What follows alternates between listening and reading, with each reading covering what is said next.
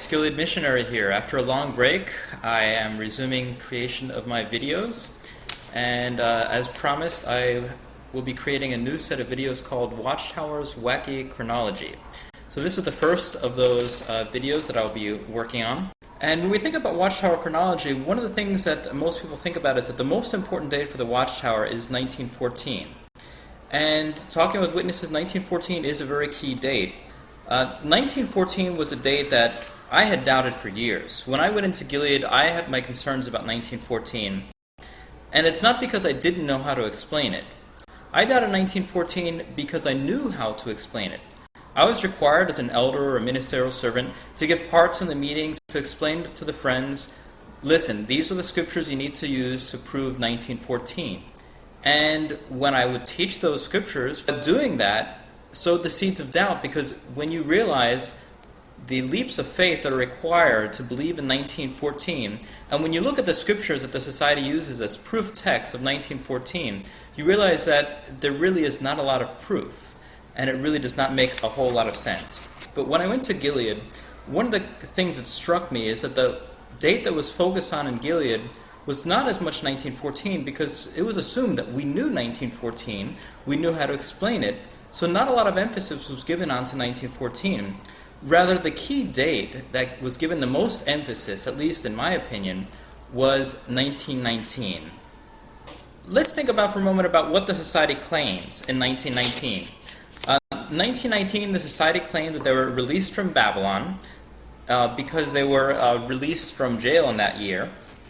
Another thing the Society made claims, and this was very highly stressed in Gilead, was that 1919 fulfilled numerous prophecies. For example, prophecies in Isaiah, Jeremiah, Ezekiel, and Revelation were all fulfilled in 1919. Also, 1919 fulfilled a number of prophetic dramas. So go ahead and open up your Watchtower Library, and go ahead and type in 1919 prophetic drama.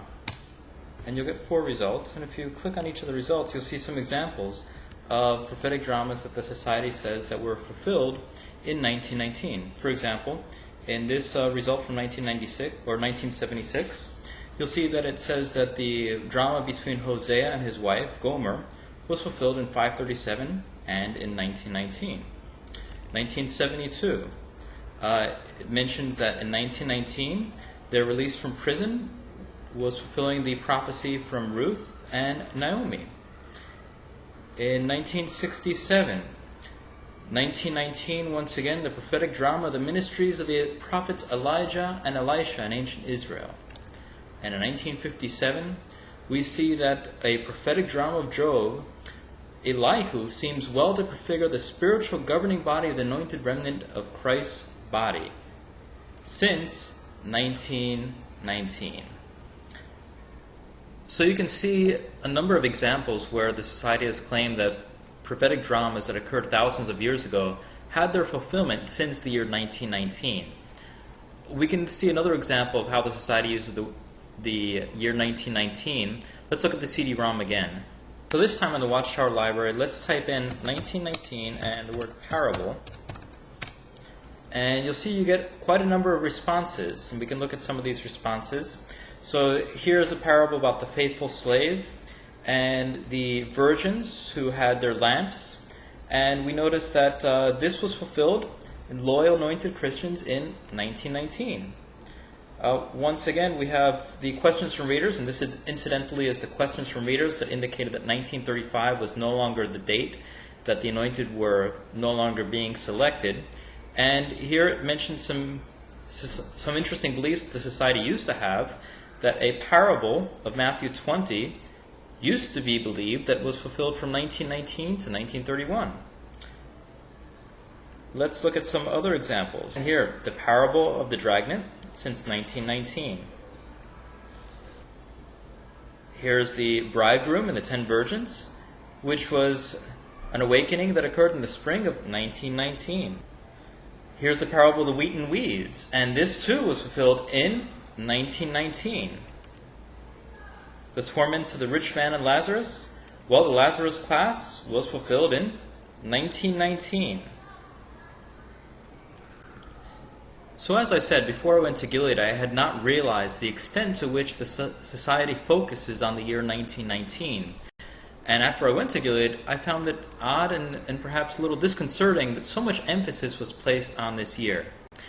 Now, regarding the year 1919, Don Cameron has made an excellent book on the subject called Captives of a Concept, which I encourage you to read, and it discusses 1919 from an interesting aspect as to whether the Society's teachings in that year would really receive God's approval. Since he's already discussed that subject, I'm going to take 1919 from my personal viewpoint, from my experience, and in my next 3 videos, I'm going to be discussing what I found disconcerting about the year 1919. Now, if you're a Jehovah's Witness and you're watching this video, what I would like you to do is, if you would like to respond to this video, feel free to respond, make a video explaining why you believe in 1919, why you feel that the Watchtower Society was chosen by God in 1919, what chronological proof you have, what proof you have from the Bible itself. Can you prove 1919 using the Bible alone? So those are some questions for you to ponder, and I'll be responding shortly with my next 3 videos with more details about why I doubted the year 1919.